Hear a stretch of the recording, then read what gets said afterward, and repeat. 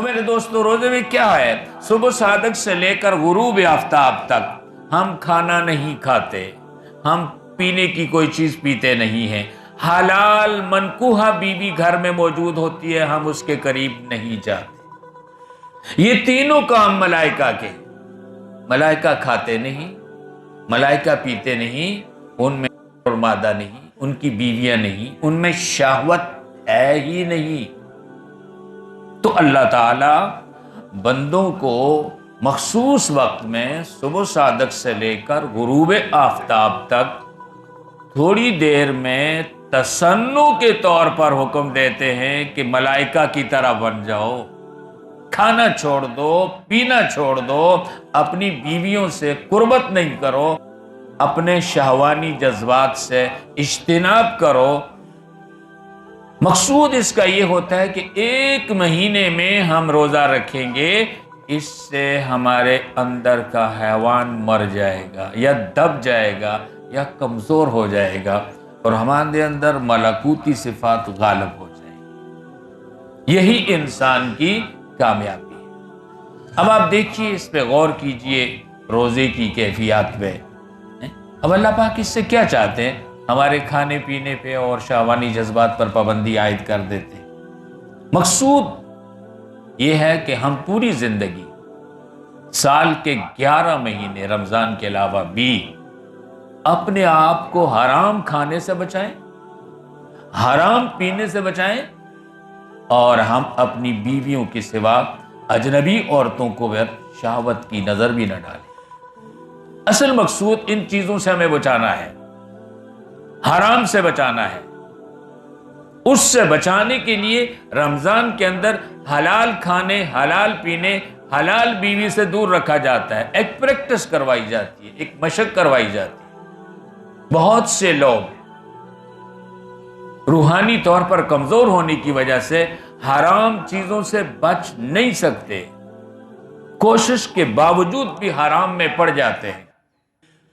روزہ رکھوا کر اللہ ہمارے اندر وہ طاقت، وہ قوت، وہ صلاحیت، وہ استعداد اور وہ ملکہ پیدا کرنا چاہتے ہیں کہ اگر ہم کسی چیز سے صبر کرنا چاہیں، رکنا چاہیں، بچنا چاہیں، تو وہ روزی کی پریکٹس کے ساتھ ہم اپنے اندر وہ قوت پیدا کر سکتے ہیں کہ ہم کسی چیز کو اگر نہ کھانا چاہیں تو ہم اس سے پرہیز کر سکیں، کسی چیز کو نہ پینا چاہیں تو ہم اس سے پرہیز کر سکیں، اور ہم اجنبی عورت کے بارے میں شہوانی جذبات کے ساتھ تصور، خیال یا نگاہ سے بھی اپنے آپ کو بچا سکیں۔ اس کی مثال بعین ہی ایسے ہے کہ جن لوگوں کو آرمی کے لیے تیار کیا جاتا ہے، فوج کے لیے تیار کیا جاتا ہے، تو ابتدا میں ان کو ٹریننگ دی جاتی ہے، تربیت ہوتی ہے، یہ ایک سے ریکروٹنگ ہوتی ہے۔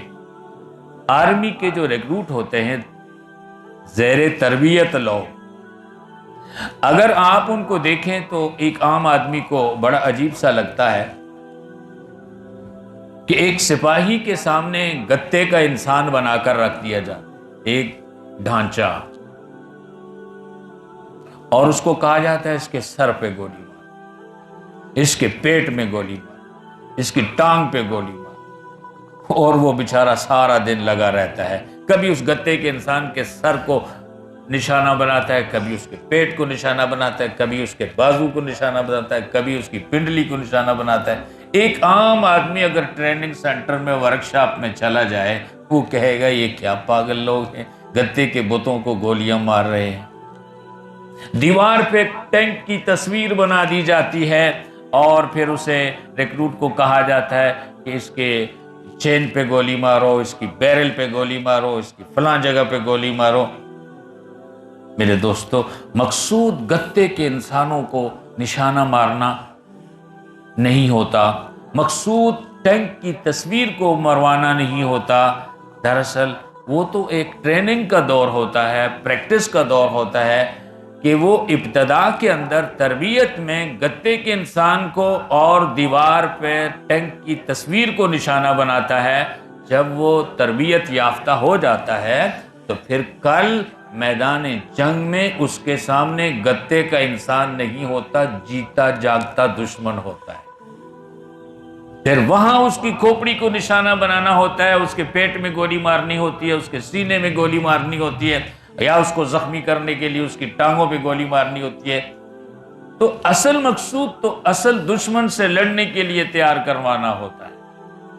اور کل میدان جنگ میں ٹینک کی تصویریں نہیں ہوتی، اصل ٹینک سامنے ہوتے ہیں اور اس پہ یلغار کیے ہوتے ہیں، چڑھائی کیے ہوتے ہیں، پھر وہ ان سے لڑتا ہے، نمٹتا ہے۔